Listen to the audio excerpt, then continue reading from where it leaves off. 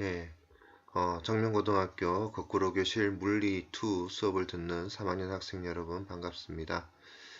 우리 지금 힘과 운동의 법칙에서 뉴턴의 운동 법칙을 적용하는 세 번째 시간입니다. 자, 이번 시간에는 탄성력에 의한 그 물체의 운동과 그 다음에 탄성력에 의한 용수철 진자의 운동이죠. 그 용수철 진자의 운동과 그리고 단진자의 운동에 대한 어, 뉴턴의 운동 법칙이 적용되는 형태를 같이 해석을 해보도록 하겠습니다. 자, 그럼 먼저 용수철 진자입니다. 자, 용수철 진자는 말 그대로 용수철에 의해서 잡아당겨지는 힘에 의해 거기에 매달린 물체가 진자 운동을 하게 되는 거예요. 여기에 이제 질량 m이라는 물체가 매달려 있다라고 볼 때, 지금 요 지점을 평형 위치라고 한번 해봅시다. 평형 위치. 자, 우리 지난번 수업 시간에 평형 위치의 정의가 뭐라 그랬죠? 예, 평형 위치의 정의. 이곳에서 작용이 되는 R자임이 얼마가 되는 지점이다? R자임이 0이 되는 지점이라고 말했었죠. 자, 이 점을 기준으로 해서 물체는 용수철에 의한 탄성력에 의해서 좌우로 왕복 운동을 하게 되는 겁니다.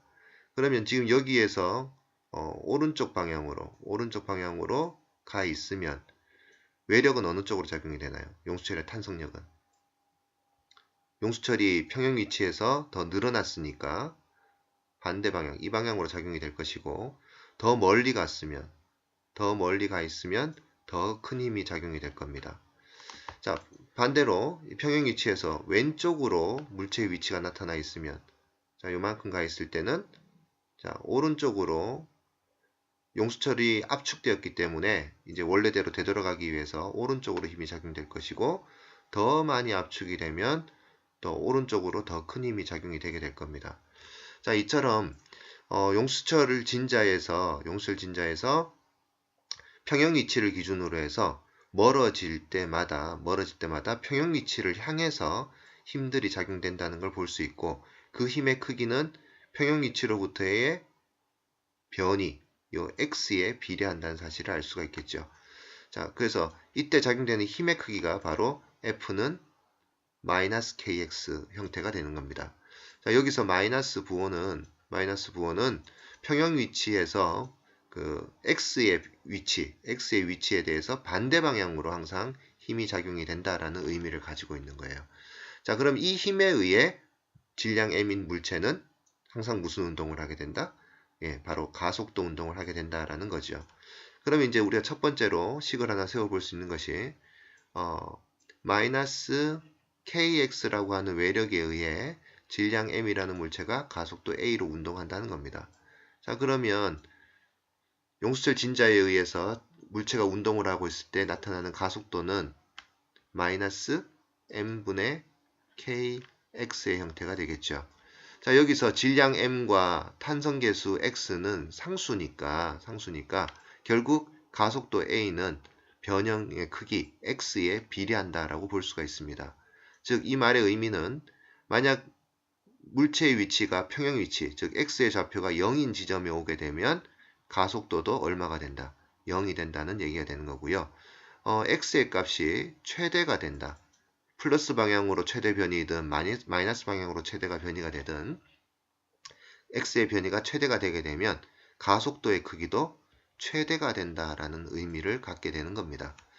자, 그 다음 또 하나 이제 생각을 할 수 있는 것이 지금 좀 전에 봤던 요 그림처럼 평형 위치에서 멀어질수록 항상 평형 위치를 향해 되돌아가도록 만들기에 힘이 작용되는데 이 힘을 뭐라고 부르냐면 복원력이라고 불러요.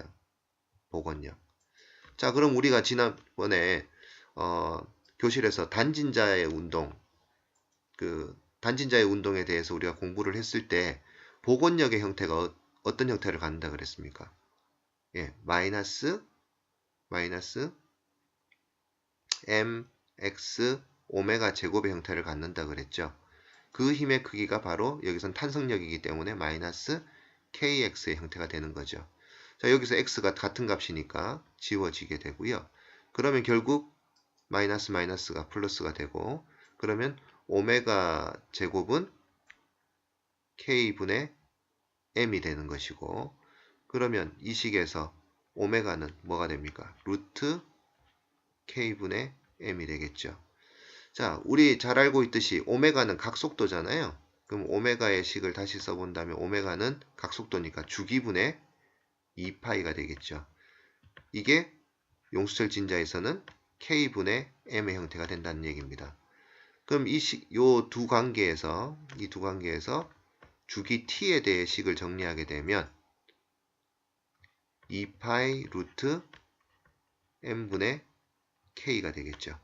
자, 이게 이제 용수철 진자에서 왕복 운동할 때 나타나는 주기의 식을 의미하는 건데, 이 말의 의미는 뭐냐 하면 용수철에 매다는 물체의 질량이 클수록, 자, 질량이 클수록, 그 다음 탄성계수 K는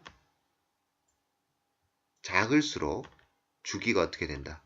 주기가 길어진다라는 것을 알 수가 있습니다. 반대로 매단 물체의 질량이 작고 탄성계수가 크면 주기는 어떻게 된다? 주기는 작아지게 된다. 이런 관계를 살펴볼 수 있다는 겁니다. 자, 이런 관계들을 살펴보는데도 F는 ma라고 하는 요 운동 제2법칙이 여기에 그대로 적용이 되었다라고 볼 수 있겠죠. 자, 그 다음 단진자로 한번 넘어가 보도록 합시다. 자, 진자에 작용되는 힘의 형태를 보게 되면, 자, 물체가 지금 이 자리에 있을 때 지구로부터 끌어당겨지는 중력이 연지가 아래쪽으로 작용이 되겠지요. 자, 그 힘 중에 이 단진자가 운동하는 이 궤도의 접선 방향으로 힘의 일부가 작용이 될 것이고, 이 힘 때문에 이 물체는 단진자 운동을 하게 되는 겁니다. 자, 근데 만약 여기서 세타각이 매우 작다면, 즉 0에 가깝다면, 지금 그림상에서는 원궤도를 따라 물체가 진자 운동을 하는 것처럼 보이지만, 세타각이 굉장히 작으면 이건 원궤도라고 볼 수도 있지만 직선궤도라고도 볼 수 있겠죠. 직선궤도. 그럼 어떤 면에서 본다면 지금 가운데 지점, 이 자리가 바로 평행 위치가 되잖아요. 평행 위치를 기준으로 해서 얘는 오른쪽, 왼쪽으로 진동하고 있는 형태로 볼 수 있다는 얘기입니다.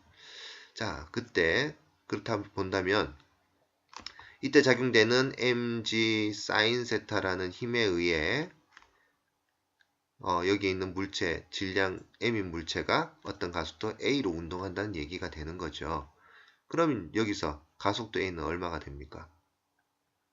가속도 a는 g sin 세타. 자, 그렇다면 최하점에 내려갔을 때는 세타각이 0도가 되니까 가속도도 0이 된다는 사실을 알 수 있을 것이고, 그러면 각도가 제일 클 때, 세타가 제일 클 때 보면 이 사인 세타가 제일 죠. 그때 속도 최대된다. 이렇게 볼 수 있습니다. 자, 그리고 세타 값이 거의 0에 가깝다면, 굉장히 작다고 한다면 이 궤도가 직선 궤도에 가까워진다라고 얘기했었죠. 그래서 요걸 이제 직선 궤도의 변형의 크기 x 변이라고 이야기를 해보자는 거죠. 자, 그렇다면 mg sin 세타라고 할 때 지금 요 줄의 길이 분의 x도 sin 세타잖아요. 그죠? 그럼 얘는 뭐라고 쓸 수 있나요? mg l분의 x라고 쓸 수 있겠죠. mg l분의 x. 요 값이 요 힘의 크기가 바로 이 범위 내에서 물체를 왕복 운동하게 하는 복원력의 역할을 한다고 볼 수 있는 겁니다. 그럼 요 힘의 크기가 mx 오메가 제곱의 형태가 된다라고 말할 수 있겠죠. 자, 그럼 요 두 관계에서 질량 지워지고 x 같은 값이니까 지워집니다. 그러면 오메가 제곱이 뭐가 되나요? L분의 G가 되고, 그럼 결국 오메가는 루트 L분의 G가 되겠죠. 이것이 바로 주기분의 2파이가 되겠습니다. 그러면 단진자에 의해서 운동하고 있는 물체가 있다고 볼 때 그 단진자의 주기는 어떻게 결정된다는 얘기예요? 2파이 루트 G분의 L의 형태가 된다는 거죠. 자, 우리가 예전에 수업 시간에 실험을 통해서 알아봤던 것이 단진자 운동에 있어서 주기는 뭐에 비례한다? 주기는 2파이 루트 L에 비례한다라는 거 우리가 실험으로 확인했었잖아요. 그걸 확인할 수 있는, 그걸 증명할 수 있는 식이 된다는 얘기입니다. 자, 지금 이렇게 진자에서 작용이 되는 힘의 형태도 운동 제2법칙으로 해석이 되고 이걸 통해서 이 힘이 복원력의 역할을 한다라는 개념을 통해서 우리가 단진자 운동에서의 주기의 특징도 함께 살펴볼 수 있게 되었습니다. 자, 지금까지 뉴턴 운동 법칙이 적용되고 있는 다양한 예들을 살펴봤는데요. 나중에 이제 수업 시간에 또 다양한 또 상황들을 살펴보면서 연습을 해볼 수 있도록 합시다. 수고했습니다.